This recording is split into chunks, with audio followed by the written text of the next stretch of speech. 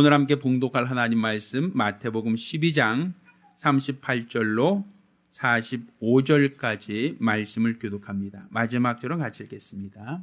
그때에 서기관과 바리새인 중 몇 사람이 말하되 선생님이여 우리에게 표적 보여주시기를 원하나이다.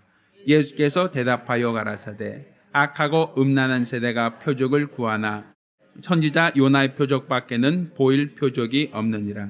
요나가 밤낮 사흘을 큰 물고기 뱃속에 있었던 것 같이 인자도 밤낮 사흘을 땅속에 있으리라.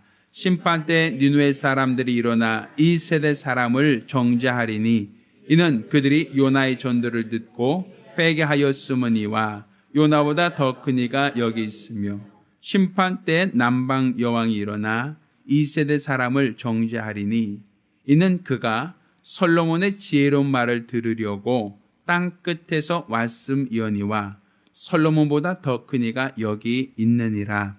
더러운 귀신이 사람에게서 나갔을 때 물 없는 곳으로 다니며 쉬기를 구하되 얻지 못하고 이에 가로되 내가 나온 내 집으로 돌아가리라 하고 와보니 그 집이 비고 소재되고 수리되었거늘 이에 가서 저보다 더 악한 귀신 7을 데리고 들어가서 거하니 그 사람이 나중 형편이 전보다 더욱 심하게 되느니라. 이 악한 세대가 또한 이렇게 되리라. 아멘. 자, 오늘은 예수께서 보이신 요나의 표적이라는 제목으로 하나님 말씀을 함께 나누겠습니다. 하나님은 살아계신 신이십니다. 우리가 믿는 믿음은 종교가 아닙니다. 우리가 가진 이 신앙은 세상 수많은 사람이 갖고 있는 종교가 아니라 살아계신 하나님을 알고 살아계신 하나님을 믿고 의지하는 참 신앙입니다. 유사해 보이고 비슷해 보인다고 다 같은 신앙이라 말할 수 없습니다. 우리가 요즘 정품과 짝퉁이란 말을 하죠. 외형으로 볼 때는 비슷하고 겉모양은 비슷해 보이지만 그렇지만 정품과 짝퉁은 분명한 차이가 있습니다. 정품은 그 회사에서 만들어낸 것을 정품이라고 합니다. 그렇지만 아무리 똑같이 만들었다 할지라도 그 회사에서 만들지 않는 다른 것들을 우리는 짜가라고 얘기하죠. 짝품이라고 얘기한단 말입니다. 우리가 돈을 찍어낼 때도 한국은행에서 발행한 것은 우리가 사용하는데 전혀 부족함이 없는 그냥 현찰이 됩니다. 근데 만약에 누가 인쇄소에서 한국은행에서 발행한 것과 똑같이 아주 정교하게 똑같이 만들었다 할지라도 또 사용하는 사람이 외견상으로 구분하기 어렵고 사용한 사람은 그 똑같은 것으로 착각한다 할지라도 나라에서 봤을 때는 그것은 위조지폐라고 얘기합니다.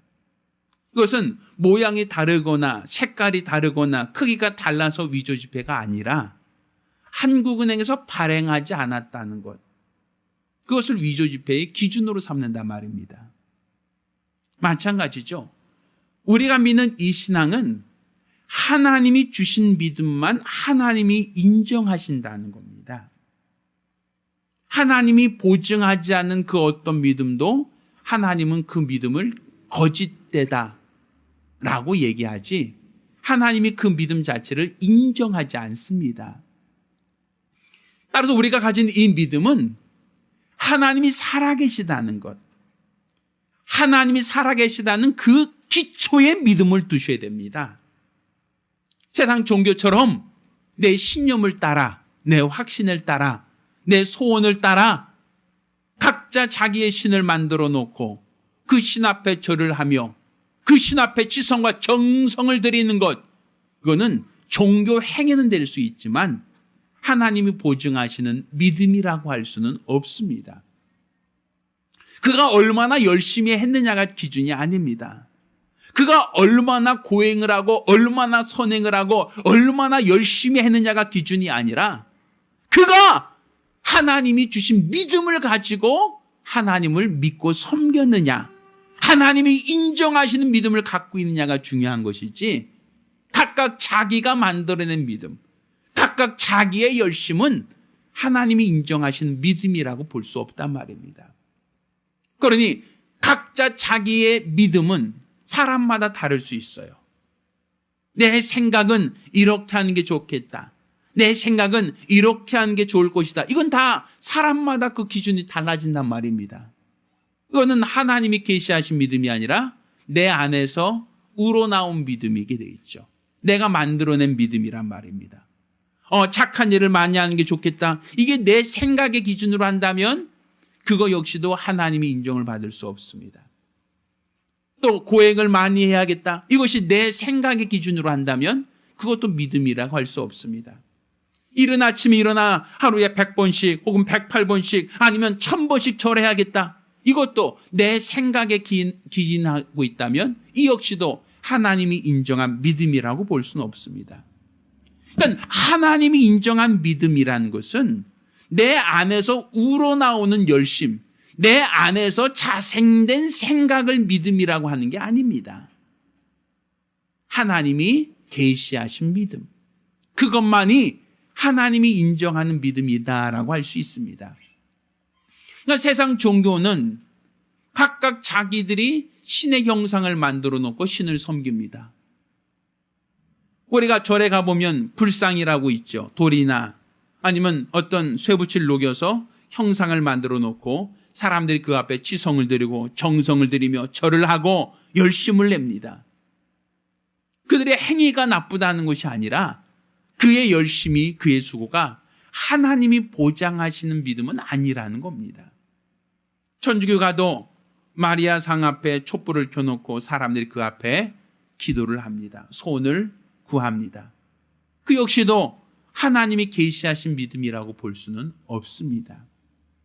사람들은 하나님을 믿고 하나님을 섬기되 보이지 않는 하나님을 믿고 섬기려고 하니까 사람들이 막연하게 느끼는 겁니다. 관념적으로 되어버린 것이란 말이죠.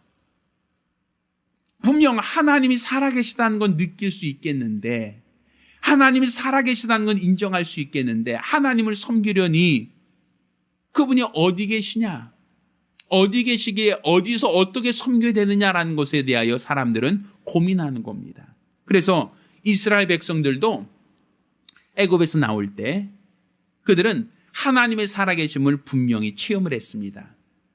애굽에서 430년간 종살이할 때에 하나님께서 모세를 보내사 이스라엘 백성을 구원하시되 하나님의 큰 능력을 보여주고 바로 왕과 애굽 모든 사람들이 이스라엘 사람들을 놓아주자, 보내자라고 하는 그런 결심을 하게 됩니다.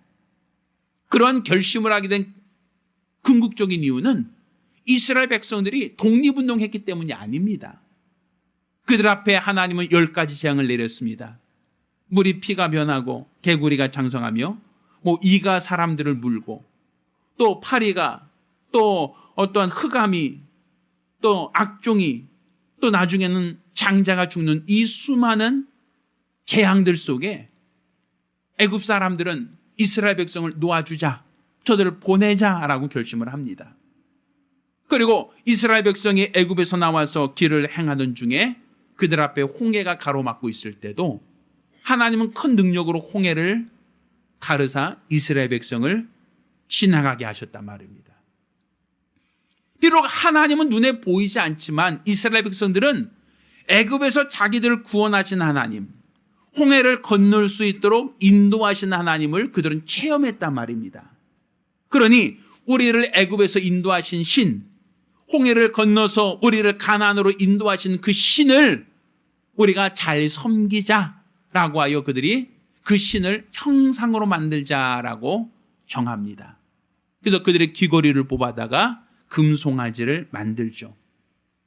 그렇지만 하나님께서는 사람들이 하나님을 잘 섬기려고 만든 그 송아지를 기뻐하지 않으셨습니다. 송아지는 사람이 만든 것이지 하나님이 만든 게 아니에요. 송아지의 모양은 사람들이 창작한 것이지 하나님이 만들라고 지시하신 게 아니란 말입니다. 그렇게 하나님은 송아지를 만들었던 그 수많은 사람들을 다 진멸하시고 하나님은 그들에게 우상을 만들지 말라고 출애굽기 20장에 10계명을 주시는 겁니다. 어떤 것의 형상으로도 하나님을 만들지 말라는 겁니다. 하나님께서 이렇게 이스라엘 백성에게 형상을 만들지 말라고 하셨던 이유는 하나님이 이미 하나님 스스로 형상을 갖고 있기 때문입니다. 하나님이 인간을 만드실 때도 하나님의 형상의 모양을 따라 우리 인간을 만드셨다라고 성경은 창세기 1장, 2장에 기록하고 있죠. 그러니까 하나님은 이미 창세 전부터 그분의 형상을 가지고 있었기에 사람들이 만들어 놓은 창작품은 하나님의 형상이라 말할 수 없단 말입니다. 그리고 하나님이 그 형상을 우리에게 친히 보여주시고 나타나시니까 2000년 전에 오셨던 예수 그리스도이십니다. 예수 그리스도는 바로 하나님의 형상으로서 우리에게 오셨고 하나님의 형상으로서 우리에게 나타나신 분이십니다. 그래서 예수께서는 이와 같이 얘기하죠. 요한복음 14장 9절에 나를 본 자는 아버지를 본 자이다. 내가 하는 말은 내가 자의로 하는 것이 아니라 아버지께서 내게 주셔서 내가 그 말을 대언하는 것이다. 나로 말미암지 않고는 아버지께로 갈 자가 없다. 예수 그리스도는 보이지 않는 하나님, 영이신 하나님을 우리 인간들에게 보여주신, 우리 인간들에게 나타내신, 우리 인간들에게 확인하신 하나님의 형상이란 말입니다. 이는 하나님께서 친히 우리에게 영이신 하나님을 우리가 볼 수 없으니까, 영이신 하나님을 인간이 만질 수 없으니까, 감각할 수 없으니까 영이신 하나님이 우리 인간이 보고 듣고 친히 만질 수 있는 역사적인 실체로서 우리에게 나타나신 겁니다. 그러므로서 하나님을 그냥 막연히 관념적으로만 알거나 철학적인 대상으로 이해할 것이 아니라 그분은 살아계신 하나님, 지금도 동일하게 살아 역사하시는 참 신이라고 하는 사실을 우리에게 알게 하시고 깨닫게 하길 원하셨던 겁니다. 근데 문제는 예수께서 하나님의 형상으로서 이 땅에 나타나셨는데 사람들은 예수를 보면서 그를 하나님이라고 인정하지 않는다는 거예요. 예수를 보면서 우리와 똑같은 모양, 똑같은 생김새를 갖고 있으니까 그를 나와 같은 사람으로는 인정하는데 그를 하나님이시다, 그는 참 하나님이다라고 인정하지 않는다는 것이죠. 하나님이 보이지 않을 때는 보이지 않아서 하나님을 알 수 없다, 그래서 형상을 만들어야겠다라고 하던 자들이, 그래서 돌이나 금을 가지고 형상 만들어 놓고 그 움직이지도 않는 그 돌덩어리 앞에서 절을 하던 사람들이 하나님의 형상이 그들에게 나타나시고 보여주셨음에도 불구하고 그를 하나님이라고 인정하지 않는다는 거예요. 그를 하나님이라고 믿지 않는다는 것이죠. 아니, 보이는 돌덩어리는 신이라고 하면서도 사람이 만들어 놓은 손가락 하나 까딱하지 못하는 나무는 신이라고 인정하고 그 앞에 절을 하면서도 하나님의 형상을 직접 나타내시고 보여주셨는데 불구하고 사람들은 그를 신이라고 인정하지 않는다는 거예요. 그를 하나님이라고 믿지 않는다는 것이죠. 그래서 예수께서는 내가 하나님으로부터 왔다는 것, 하나님의 아들이라는 것을 어떠한 말로서, 이론으로서 그들에게 설득하거나 설명한 게 아닙니다. 침례 요한이 우리가 당신을 기다려야 됩니까? 당신이 오실 자입니까? 아니면 우리가 다른 일을 기다려야 됩니까? 하고 마태복음 11장에 얘기하죠. 그때 침례 요한이 제자들에게 예수께서 이와 같이 얘기합니다. 너희가 보고 들은 것을 가서 요한에게 전하되 소경이 눈을 뜨며 안진뱅이가 일어나며 문둥이가 깨끗함을 받으며 죽은 자가 살아난다 하라, 이런 얘기를 해요. 그러니까 예수가 외형상으로는 나와 똑같지만 그분이 하시는 능력을 보면 그는 사람이 아니라 하나님으로부터 왔다, 하나님의 아들이라는 그 증거를 우리 인간이 할 수 없는 그 능력을 보여줌으로써, 우리 인간이 할 수 없는 그 능력을 우리에게 나타내심으로써 그가 하나님이라는 그 증명을 하는 겁니다. 그래서 예수님이 3년 동안 공생애를 사시면서 우리에게 보여주셨던, 나타내셨던 그 역사들 가운데는 물 위를 걸었던 사건만 있는 것이 아닙니다. 떡 5개와 물고기 2마리로 5천 명을 먹이는 것만 있었던 것이 아닙니다. 소경의 눈을 뜨게 하고 안진뱅이를 일으키며 중풍 들린 자를 침상을 들고 일어나 걷게 하시니가 바로 예수시고, 또 문둥이를 깨끗하게 하시며 나사로나 야이로의 딸과 같은 죽은 자를 살리시는 그 역사를 예수님은 그의 3년간의 공생의 기간을 통하여 많이, 그것도 아주 많이 행하셨습니다. 근데 예수께서 그 많은 병자를 고치고 죽은 자를 살리셨는데 나중에 예수를 십자가에 못 박아 죽이자라고 고소했던 사람들, 그 사람들 중에 단 한 사람도 예수가 행하셨던 그 능력에 대하여 이의를 단 사람이 없어요. 예수를 어떻게든 죄를 올가매서 십자가에 못 박아 죽이자라고 예수를 고발했던 사람들 중에 예수님이 오병이요, 떡 5개 물고기 2마리 5천 명 먹었다면 그 증인들이 5천 명인데, 최소 5천 명인데 그들 중에 나 그날 먹은 거 없습니다, 나 그날 며칠간 쫄쫄 굶었습니다, 이런 사람이 있다면 예수가 행하셨던 그 능력은 아마 사람들에게 부정될 겁니다. 예수께서 병자를 고칠 때에 은밀하게 그 사람만 데려가고 고친 것이 아니라 수많은 사람들이 보는 앞에서 그를 고치셨고 그의 병을 낫게 하셨고 죽은 자를 살리셨단 말이죠. 그렇게 바리새인이나 아니면 서기관들이나 제사장들이 예수가 행하셨던 그 표적과 그 능력들이 거짓되다, 잘못됐다, 이거는 사기다라고 했다면 아마 예수를 고발할 때 그 사람들은 분명 그 제목을 놓을 겁니다. 저가 병자를 고쳤다는 것은 사기요, 거짓입니다. 우리가 낫다는 사람을 찾아가서 면담해 보니 그 사람은 거짓을 말하는 것입니다. 아마 이렇게 예수를 비방하고 예수를 참수했을 겁니다. 그렇지만 예수가 십자가에 달려 죽으실 때 그 누구도 예수가 행하셨다는 그 능력에 대해서 이의를 단 사람이 없어요.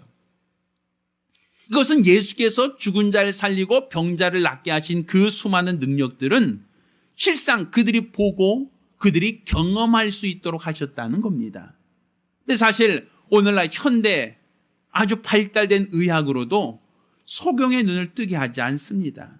그것도 선천적인 소경의 눈을 뜨게 하는 안과는 없습니다. 백내장 수술 정도는 할 수 있지만 선천적인 기형 자체를 고치거나 회복시키지 못합니다. 또 중풍병자, 침상체 누인자를 이렇게 세웠어요. 우리나라에서 중풍병 걸려갖고 뇌출혈로 쓰러진 사람들, 재활훈련하는 사람들 많지만 그들 중에 하루아침에 자기 침상 들고 일어나 걸어가는 사람은 찾기 어렵습니다. 죽은 자가 살아난다는 역사, 어느 대학병원에도 죽은 자를 살리는 의사는 없습니다. 오늘날의 현대의학으로도 할 수 없는 일을 2000년 전에 예수님께서는 소경의 눈을 뜨게 하고 안진뱅이를 일으키며 문둥이를 깨끗하게 하고 죽은 자 살리셨다는 얘기죠. 그것이 거짓되다면 왜 예수를 고발하는 사람이 그걸 거짓되다고 하지 않겠습니까? 우리가 읽은 이 본문에서는 이런 얘기를 합니다. 그럼 예수께서 이런 능력을 보이셨으니까 그가 하나님이구나, 그가 하나님의 아들이시구나 라고 인정하고 믿으면 되는데 사람들은 그 능력의 원천을 하나님이기 때문이 아니라 다른 어떤 수단으로서 이런 능력이 나타난다라고 그렇게 예수를 비방합니다. 자, 그 기록이 마태복음 12장 22절부터 24절까지 나오죠. 자, 그때에 귀신 들려 눈멀고 벙어리 된 자를 데리고 왔거늘 예수께서 고쳐주심에 그 벙어리가 말하며 보게 된지라.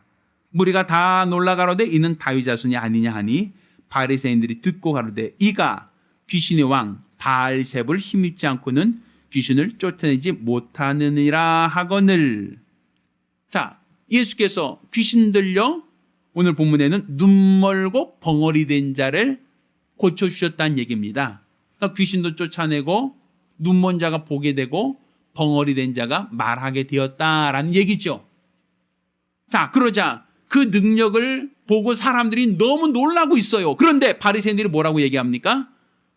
예수가 행하신 그 능력은 하나님이 주신 능력이 아니라 그가 하나님이기 때문에 그 능력을 행한 것이 아니라 누구를 힘입어? 바알세불을 힘입어 귀신도 쫓고 병을 낫게 한 것이다. 이런 얘기를 하는 거예요. 그러니까 예수가 하나님이라는 건 못 믿겠다는 겁니다. 예수를 하나님이라는 걸 우린 도저히 못 믿겠다. 능력이 있는데도, 병을 고치는데도, 죽은 자를 살리는데도 그래도 못 믿겠느냐? 이거는 그 능력이 바알세불로부터 온 능력인지 우리가 어찌 알겠느냐? 능력은 인정하지만 왜? 보이니까. 능력은 인정하지만 그건 확인할 수 있으니까. 그렇지만 그 능력이 하나님으로부터 온 게 아니라 바알세불, 곧 사단으로부터 온 것이라면 그렇다면 그럴 수도 있지 않느냐라고 얘기하는 것이죠. 그러니까 예수께서 그 능력을 행하신 것 자체를 부정할 수 없으니까 그 능력의 원천이 하나님이 아닌 바알세불이나 사단에게서 온 능력이 아니겠느냐라고 추측하는 겁니다. 그러기에 예수께 뭘 얘기하는 겁니까? 자, 38절에 그때 서기관과 바리새인 중 몇 사람이 선생님이요, 우리에게 뭘 보여달라? 표적 보여주세요라고 얘기한단 말이에요. 지금 이 사건이 어떤 사건 다음에 있던 겁니까? 병자를 고치는 것을 보고 나서 얘기하는 거예요. 귀신을 쫓고 눈 먼 자가 보게 되고 벙어리 된 자가 말하는 것을 보고 나서도 우리에게 표적 보여주세요라고 한단 말이죠. 그러니까 병자 고치는 것으로는 이게 하나님으로부터 온 건지 바알세불로부터 온 건지 모르겠으니까 그 능력 자체는 인정하지만 그 능력으로 소경이 눈을 뜨고 벙어리가 말한 것 자체는 인정하지만 그 능력의 원천이 하나님으로부터 온 것이 아닐 수도 있으니까 하나님으로부터 왔다는 그 또 다른 표적을 보여주세요라고 요구하는 거예요. 그러니까 예수께서 그 얘기를 듣고 39절에 얘기하는 겁니다. 악하고 음란한 세대가 표적을 구한다. 아니 이런 표적을 보고도 믿지 않겠다라고 하니까 굳세라 금순하죠. 나는 안 믿겠으니 내 앞에 어떤 것이 보여도 어떤 능력이 보여도 안 믿으려고 작정하고 예수를 보니까 또 다른 능력 없습니까? 라는 거예요. 당신이 하나님께로 왔다는 또 다른 증거를 보여주시면 그때 믿겠습니다. 라는 것이죠. 그때 예수께서 하신 말씀이 뭡니까? 내가 너에게 요나의 표적밖에 더 이상 보여줄 표적이 없다라고 얘기하시는 거예요. 그러니까 이 요나의 표적이라는 것은 결국에는 믿는 사람들에게만 보여주는 표적이 아니라 믿지 않는 사람들도 볼 수 있는 표적, 믿지 않는 사람들도 확인할 수 있는 표적, 믿지 않는 사람들도 경험할 수 있는 표적을 너에게 보여주겠다. 그 표적이 무엇이냐? 요나의 표적이다라는 것이었어요. 그리고 예수께서 말씀하신 것이 자, 요나가 밤낮 사흘을 물고기 뱃속에 있다가 다시 살아났던 것처럼 인자도 밤낮 사흘을 땅 속에 있을 것이다. 그러니까 죽을 것이다 라는 얘기죠. 죽어서 내가 장사될 것이다. 그렇지만 내가 다시 뭐 할 것이다? 요나가 물고기 뱃속에서 살아서 나왔던 것처럼 나도 장사되어 땅에 묻히지만 사흘 만에 뭐 할 것이다? 살아날 것이다. 이것을 너에게 볼 표적이다라고 얘기한단 말이에요. 그러니까 예수가 죽으셨다가 다시 살아난다는 이 사건이 믿는 사람만이 아니라 믿지 않는 사람들도 보고 확인할 수 있는 표적이 될 것이다라는 것이었어요. 그러니까 지금 우리가 예수가 십자가 달려 죽으셨다는 것과 그가 죽은 지 사흘 만에 살아났다는 그 얘기를 하는 것은 믿지 않는 사람들도 그 사건에 대해서는 알고 있어요. 왜? 로마 병정들은 믿는 사람들 제자들이 아니었거든요. 이방인들이었고 무덤을 지키던 자들이었습니다. 그렇지만 안식 후 첫날 무덤이 비었고 예수의 시체가 사라졌다는 것을 그들은 목격했단 말이죠. 분명 예수가 죽었다가 사흘 만에 살아난다는 그 말씀대로 믿는 사람이나 믿지 않는 사람이나 다 똑같이 예수의 부활을 목격하고 경험할 수 있게 하신다. 이게 바로 예수께서 말씀하신 요나의 표적입니다. 그런데 예수께서 말씀하신 이 요나의 표적은 단지 죽으셨다가 사흘 만에 다시 살아난다는 그 사건만을 어떤 첩의적으로 핵심적으로는 그것을 맞지만 그보다 더 광의적인 사건으로 한다면 요나가 하나님의 말씀을 따라 니느웨로 가라는 말씀을 거역하고 다시스로 가는 배를 타죠. 이것은 요나는 니느웨 가기 싫었다는 겁니다. 이 니느웨는 아수르라는 나라의 수도였어요. 그 아수르가 북이스라엘을 멸망시킨 나라입니다. 우리나라로 친다면 일본과 같은 나라예요. 한일 합방에서 우리나라를 무력화시키고 자들이 식민지로 삼았던 일본. 그러니까 그들이 봤을 때는 아수르는 우리나라로 친다면 일본과 같은 나쁜 나라란 말입니다. 그런데 우리나라가 어떻게 독립을 했죠?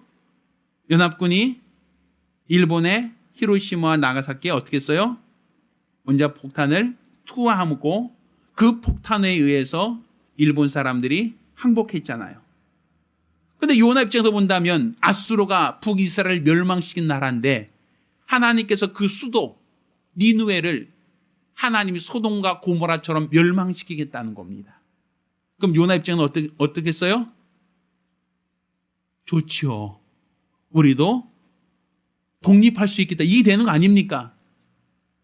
그 나라의 왕과 그 나라의 귀족들과 그 나라의 모든 정치가들이 바로 니느웨 성에 모여 있을 터인데 그 니느웨 성을 하나님께서 심판하시면 그럼 이스라엘은 아수르로부터 자유를 얻을 수 있잖아요.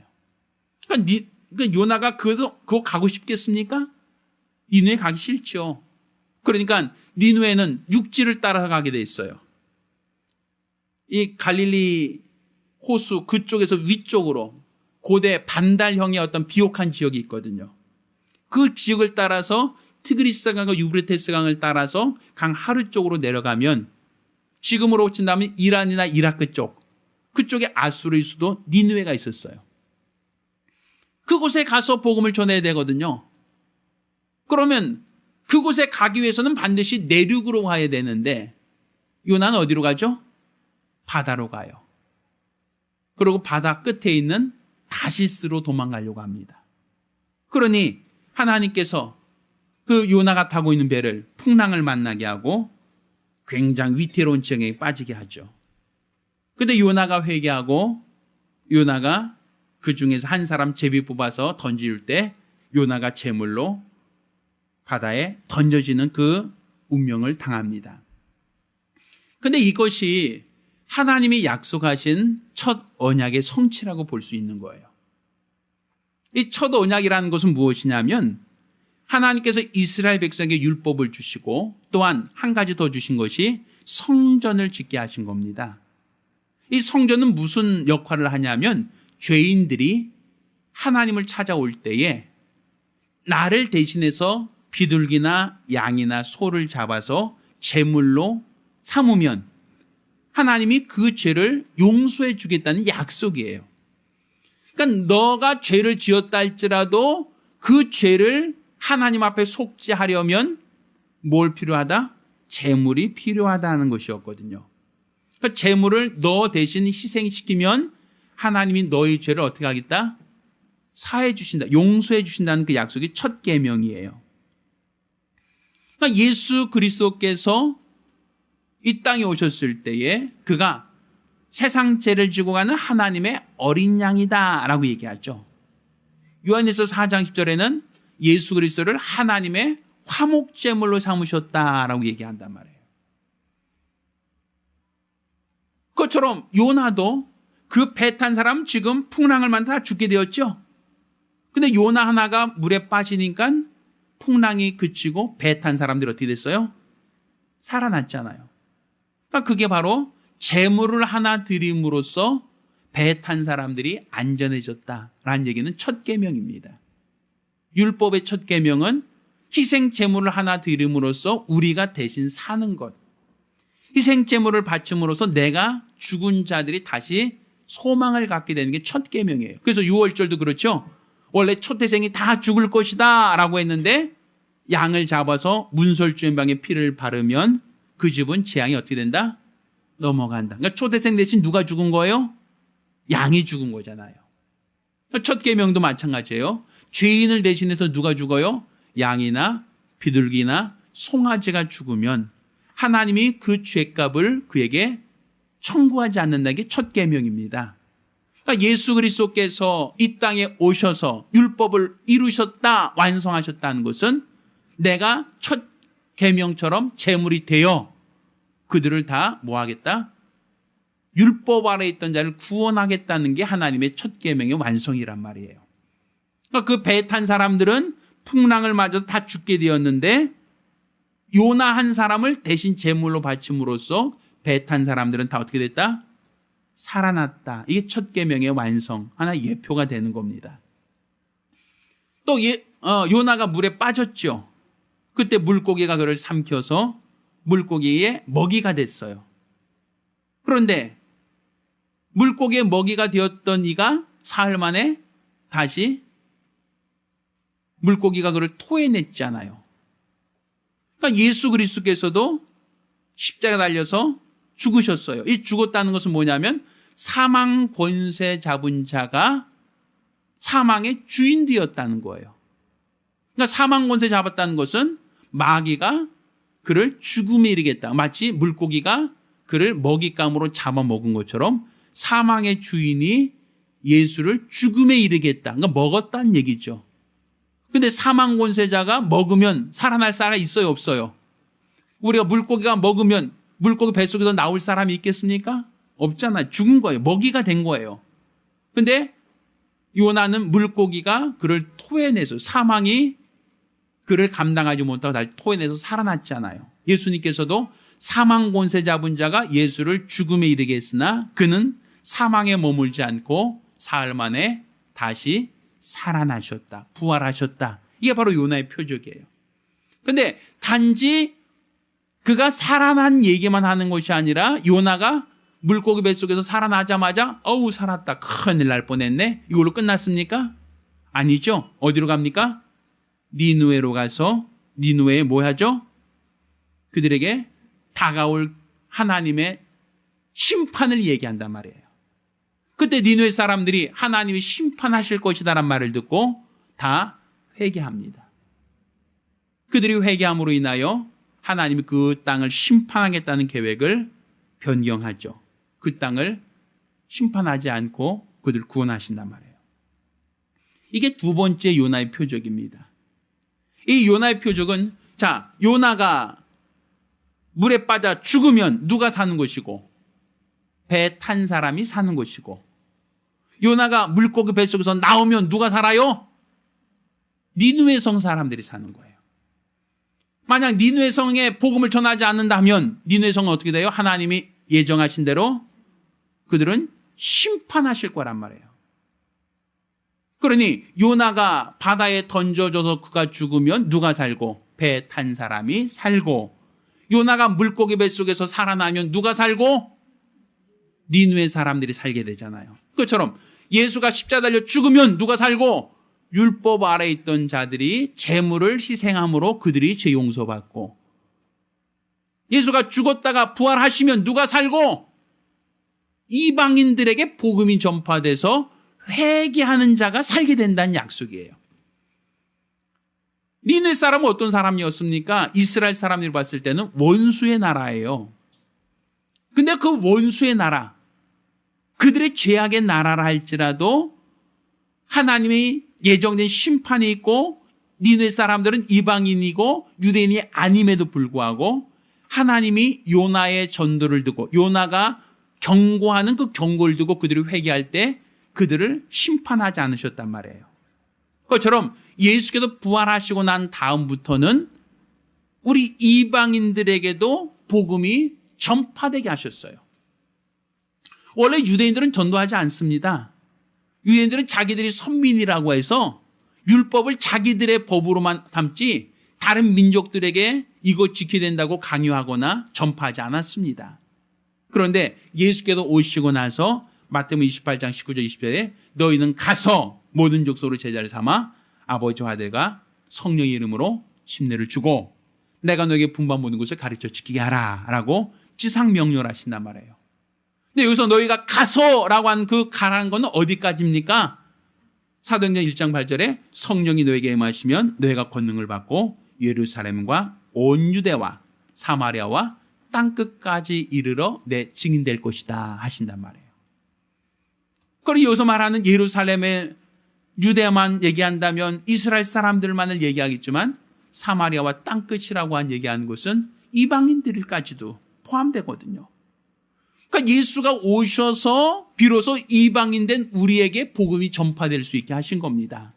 그러니까 요나가 물고기 뱃속에서 살아나옴으로써 이방인이라 할 수 있는 니느웨 사람들에게 복음이 전파되었고 그들이 회개할 때에 그들에게 예정되어졌던 심판을 하나님께서 면하셨던 것처럼 원래 우리는 죄악 가운데 태어나서 죄악 가운데 살다가 하나님의 심판을 받을 수밖에 없는 이방인들인데 예수께서 땅끝까지 복음을 전하라고 제자들에게 그 말씀을 부탁하셨어요.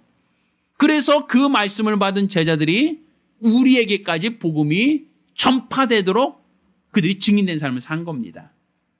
그러니 니느웨 성청 사람처럼 심판받게 된 자들이 예수가 살아났다, 그가 부활하셨다는 이 복음이 전파되고 너희가 회개하고 하나님께로 돌이키면 너희에게도 하나님의 은혜와 국률이 있다는 것을 알게 하신 것이 바로 요나의 표적이란 말이에요. 그러니 이 요나의 표적이라는 것은 유대 사람들만이 아니라 믿지 않는 모든 사람들에게도 다 똑같이 알리고 똑같이 증거되도록 하신 표적입니다. 사람들에게 우리가 예수님 살아나셨습니다, 예수 믿어야 구원받습니다 라고 얘기하지 않습니까? 우린 그 표적을 얘기하는 겁니다. 베드로도 성전 미문에서 안진뱅이가 있을 때 그 미문에 있는 안진뱅이를 은과금 내게 없지만 내게 있는 것을 내게 주노니 곧 나사렛 예수 이름으로 일어나 걸으라 하고 그를 일으켜 세우니 그가 걷기도 하고 뛰기도 하며 하나님께 영광 돌리더라. 사람들이 그를 보고 매일 아침마다 성전에서 구걸하던 그 사람이 안진뱅이가 일어나 뛰는 것을 보고 야, 저가 누구길래 이러한 능력을 행하는가 하면서 베드로와 또 그 제자들을 주목해 봅니다. 그때 베드로가 이렇게 얘기하죠. 왜 사람의 경건과 능력으로 이 사람을 이렇게 세웠다고 생각하느냐? 너희가 십자가에 못 박아 죽인 예수 그리스도, 그가 다시 살아나셨고 우리는 예수 이름을 힘입어 이 사람을 이렇게 세웠다라고 얘기합니다. 우리가 금년도 예수의 제자가 되자고 얘기하죠. 그러면 예수가 보여주셨던 그 요나의 표적을 우리가 어떻게 하는 것이 예수의 제자겠습니까? 예수께서 이루신 그 모든 역사를 이제 우리가 알고 믿고 구원받은 우리가 이제 니느웨에 가서 그들에게도 회개할 수 있는, 예수께서 다시 살아나셔서 너에게 복음을 전하라 하셨다고 이 사실을 전할 수 있는 거가 바로 예수의 제자입니다.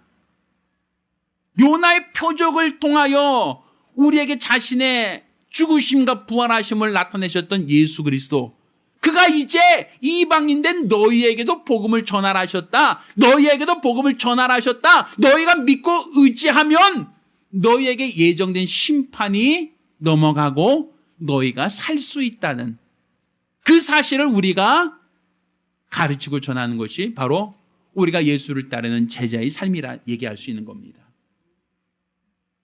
그러니 우리가 그냥 막연하게 예수의 제자가 된다는 것은 교리적인 것이 아니라 우리는 확실한 증거를 가지고 얘기하는 겁니다. 예수가 죽었다가 살아나셨다.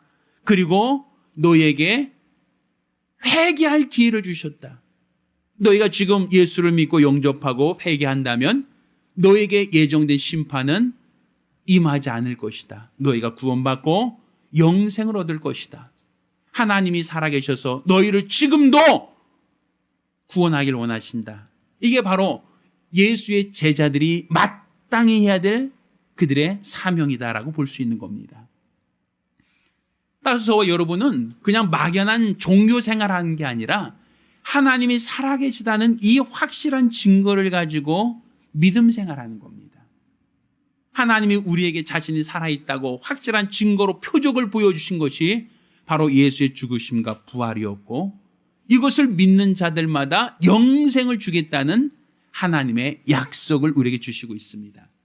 따라서 우리가 예수의 제자라면 예수 죽으셨다가 다시 살아나심을 믿을 뿐 아니라 이제 나가서 모든 백성들에게, 모든 민족들에게 주 예수가 살아나셨다는 것, 죽었다가 다시 살아나셔 부활하셨다는 이 사실을 전하고 너희가 회개하고 돌이키면 너에게 예정된 심판이 넘어가고 너희가 구원받고 하나님의 자녀가 될 수 있다는 이 사실을 이방인들까지도 전할 수 있는 것. 이게 바로 우리 주님이 우리에게 맡겨주신 사명이고 예수의 증인된 삶이라고 말할 수 있습니다. 따라서 저와 여러분 모두가 예수의 참 증인들 되시기를 예수 이름으로 축원합니다. 예수가 살아나셨습니다. 그가 부활하셨습니다. 그리고 우리에게 성령을 받으라 하시고 성령 받은 자들에게 예수의 증인되라고 우리에게 말씀하십니다. 따라서 우리가 예수의 증인으로서 우리 주님이 죽었다 살아나셨다는 것과 너희가 그를 믿으면 심판에서 사망에서 생명으로 옮긴다는 것을 가르치고 전하는 예수의 증인을 되기를 예수 이름으로 축원합니다. 기도하겠습니다. 우리가 기도하실 때 주여 나로 예수의 증인되게 하여 주시옵소서. 우리 주님이 죽었다가 살아나신 이 놀라운 사실을 우리가 알고 믿음으로 사망에서 생명으로 옮긴 것처럼 내가 만나는 사람들에게도 복음을 전하고 증거하기 원하오니 역사하여 주시옵소서. 간절히 사모하며 한 목소리로 기도합니다. 할렐루야. 오늘이 오순절 날입니다. 우리가 나가서 복음을 전하고 증거하는 것은 마땅히 우리가 해야 될 역할입니다. 우리 집사님들 모두가 성령이 너에게 임하시면 너희가 권능을 받고 예루살렘과 온 유다와 사마리아 땅까지 이런 데 증인되라 하셨으니 우리가 성령 받은 자로서 예수의 참 증인되기를 예수 이름으로 축원합니다. 할렐루야. 이제는 우리 주 예수 그리스도와 아버지 하나님의 극진하신 사랑과 보혜사 성령님의 교통하시고 역사하심이 우리에게 요나의 표적을 보여주시며 예수의 죽으심과 부활을 나타내신 우리 주 예수를 전하고 증거하는 예수의 참 증인되기로 열심한 우리 모든 성도들과 가정들 위해 이제부터 영원까지 함께 있을지어다. 아멘. 우리 하나님께 영광을 돌리겠습니다.